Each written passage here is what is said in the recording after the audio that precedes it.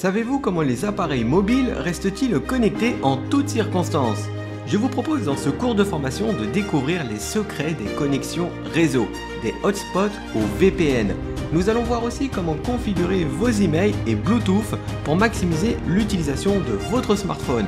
Je vais vous guider pas à pas à travers les technologies de connectivité indispensables pour une utilisation optimale de vos appareils mobiles.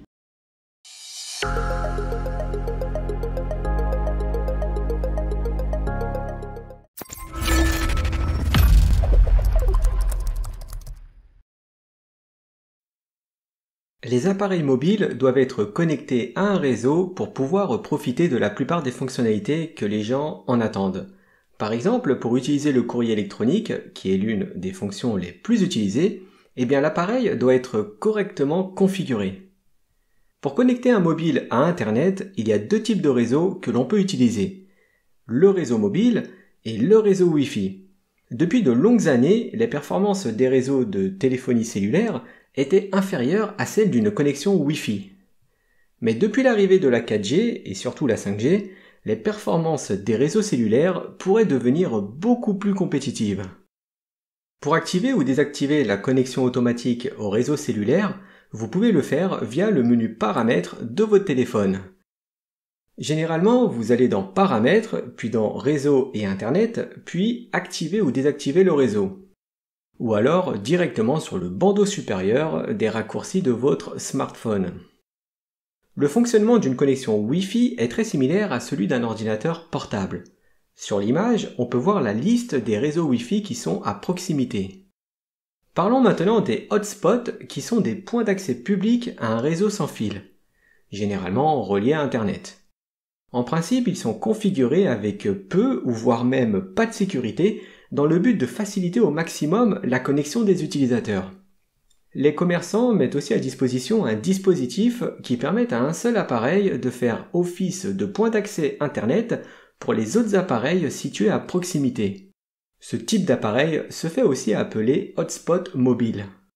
Vous pouvez même retrouver cette fonctionnalité directement dans les menus de votre téléphone. Passons maintenant au tethering, qui consiste à partager la connexion Internet d'un appareil avec un autre. Ce qui est très utile si vous avez une panne d'Internet à la maison ou bien si vous êtes en déplacement.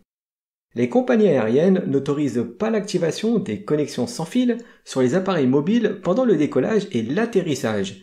C'est pourquoi le mode avion existe sur la plupart de nos téléphones mobiles. Ce mode permet de désactiver uniquement les fonctions sans fil du mobile.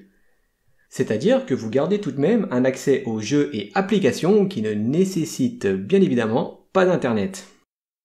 Parlons maintenant du Bluetooth, qui est aussi une connectivité sans fil, mais de très courte portée. En général, on l'utilise pour connecter nos téléphones à des équipements comme des haut-parleurs, des écouteurs, montres connectées, etc. Avant que ces appareils ne puissent communiquer entre eux, ils doivent être configurés. On va donc voir le process pour configurer une connexion Bluetooth. Pour commencer, il faut activer le Bluetooth en se rendant dans les paramètres de son téléphone, puis dans Appareil connecté, ensuite Préférences de connexion et Bluetooth pour pouvoir activer ou désactiver le Bluetooth. Il va ensuite falloir faire une recherche des périphériques. Dans le menu des appareils connectés, il faudra cliquer sur Associer un appareil pour lancer cette recherche de nouveaux périphériques aux alentours. Sur un PC, il suffit simplement d'écrire Bluetooth dans la barre de recherche pour accéder au paramétrage. Une fois que vous avez trouvé votre appareil dans la liste de recherche, il vous faut activer le jumelage en cliquant sur l'appareil que vous souhaitez connecter. Lorsqu'un appareil mobile est connecté avec un appareil externe, comme un haut-parleur ou un casque sans fil, les deux appareils peuvent communiquer ensemble. Si vous avez besoin d'un mot de passe pour appareiller votre appareil sans fil, l'idéal est de consulter sa documentation ou bien d'essayer comme mot de passe 4x0 ou bien 1, 2, 3, 4. Ce sont les codes les plus courants. Une fois que toutes les étapes précédentes ont été réalisées, vous pouvez alors tester la communication entre les deux appareils. S'il s'agit d'un équipement audio que vous avez connecté, alors vous pouvez lancer une musique et voir si le son sort bien dans le casque sans fil ou le haut-parleur externe.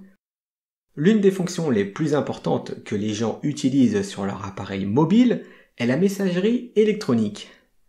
Nous allons voir comment configurer l'email sur un smartphone. Comme il existe différentes façons de le faire en fonction déjà de l'équipement que vous utilisez, de votre fournisseur de services email et de l'application client, il est donc conseillé de consulter la documentation de votre appareil. Avant de pouvoir accéder à la messagerie de votre appareil mobile, vous devez d'abord comprendre les différents paramètres du serveur de votre fournisseur de messagerie.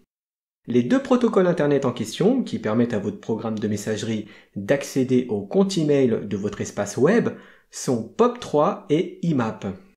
La différence entre les deux, c'est que IMAP permet à plusieurs clients d'accéder au même serveur web tout en conservant les emails sur le serveur. Alors que POP3, lui, il va télécharger les emails et les supprimer du serveur web. Les emails ne seront donc plus disponibles pour un autre client. C'est pourquoi il est plutôt conseillé de choisir IMAP pendant la configuration des accès au serveur de messagerie.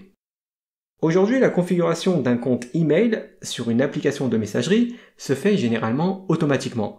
Par exemple, si je veux que l'application Outlook de Microsoft, qui est un client de messagerie, puisse accéder à mon serveur de messagerie Gmail, j'aurai juste besoin de spécifier les identifiants de connexion avec mot de passe. Voici ce que Outlook renseigne automatiquement pour la configuration. Maintenant, admettons que j'utilise directement le serveur web Gmail et que je souhaite y rattacher un autre compte de messagerie. Par exemple, celui de mon adresse professionnelle Formip qui se situe sur les serveurs d'OVH. Eh bien, en allant dans les paramètres Gmail, puis dans l'onglet Compte et Importation, voici ce que j'ai de configuré. Chaque fournisseur de messagerie aura son propre nom de serveur. Si votre serveur de messagerie le prend en charge, vous pouvez et devez utiliser la sécurité SSL ou TLS. Cela permet de crypter l'ensemble des données qui circulent entre le serveur de messagerie et le client. Il faut savoir que SSL est le prédécesseur de TLS. Alors même si TLS a remplacé le protocole SSL, le terme SSL est encore très largement utilisé dans la sécurité. Une autre norme de cryptographie, c'est le SMIME.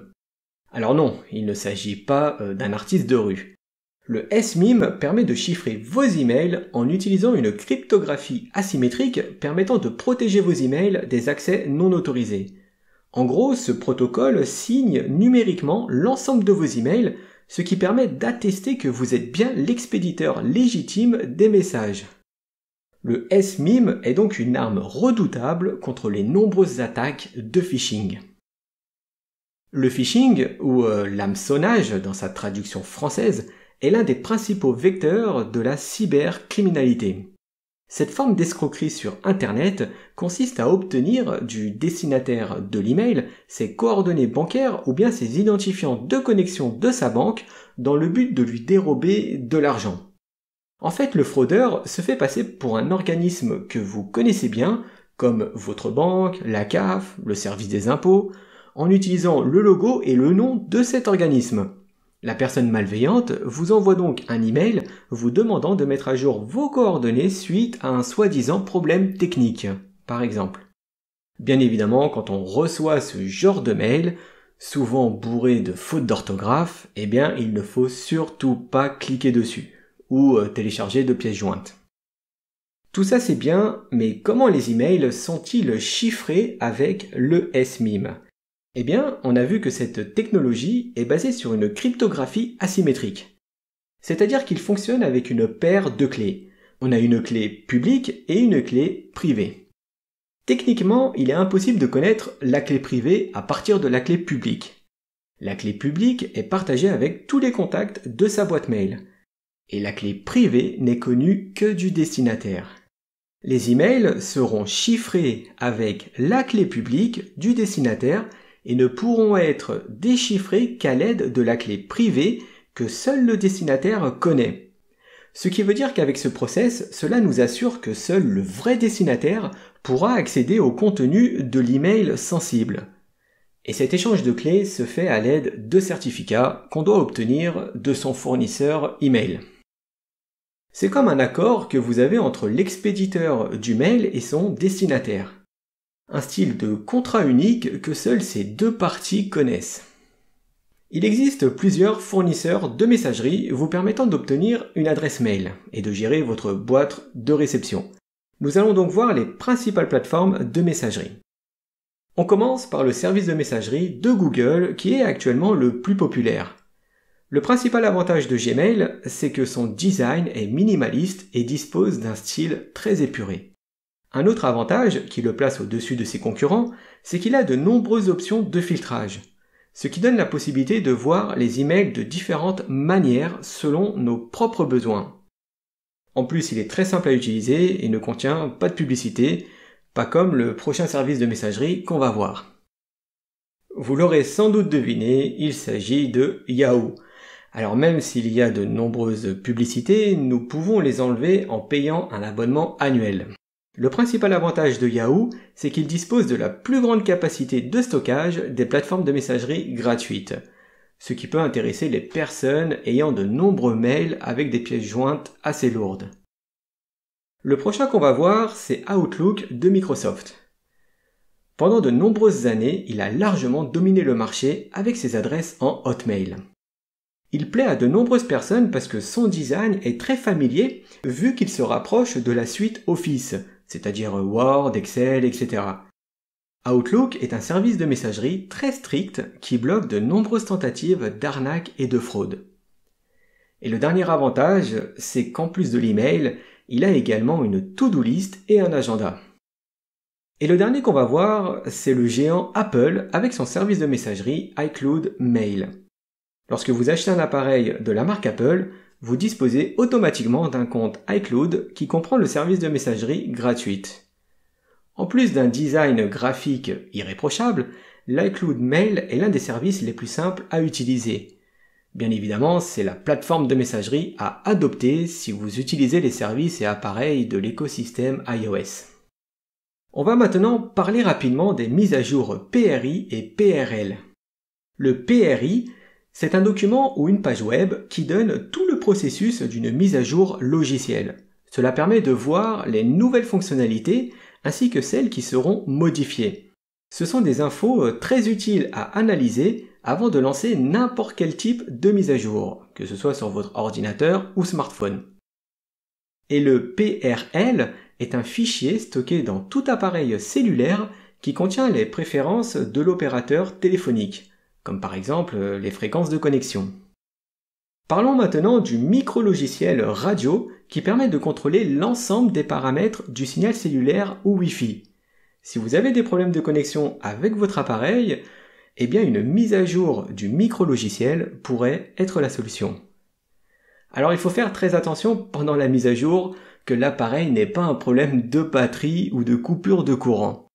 Il faut prendre les mêmes précautions que lorsque vous flashez le BIOS d'un ordinateur, car sinon ça pourrait endommager sérieusement l'équipement. Passons à l'identification internationale des équipements mobiles. C'est ce qu'on appelle le code IMEI, I-M-E-I. Chaque appareil mobile, comme les téléphones et tablettes, doivent avoir un identifiant unique sur cette planète. Ce numéro est attribué directement par le fabricant de l'équipement et concerne l'appareil en lui-même. Et le code IMSI, c'est l'identifiant international de l'abonné mobile. C'est le même principe que l'IMEI, sauf que c'est un numéro qui n'est non pas stocké sur l'appareil, mais plutôt sur la carte SIM. L'IMSI est attribué à l'utilisateur ou à l'abonné cellulaire par le fournisseur de service. En fait, il faut juste retenir que l'IMEI, c'est le téléphone et l'IMSI, c'est vous. Parce que la carte SIM est en général à votre nom.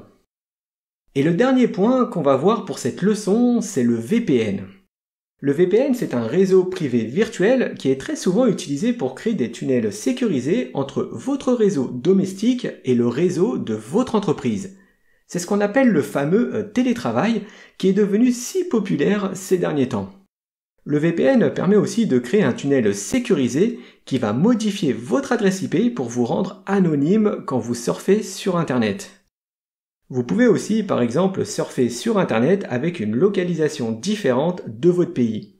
ce qui donne l'avantage de contourner certaines censures d'un pays ou bien d'accéder à des sites de streaming qui sont restreints en fonction du pays. Par exemple, zonetéléchargement.com ou Netflix.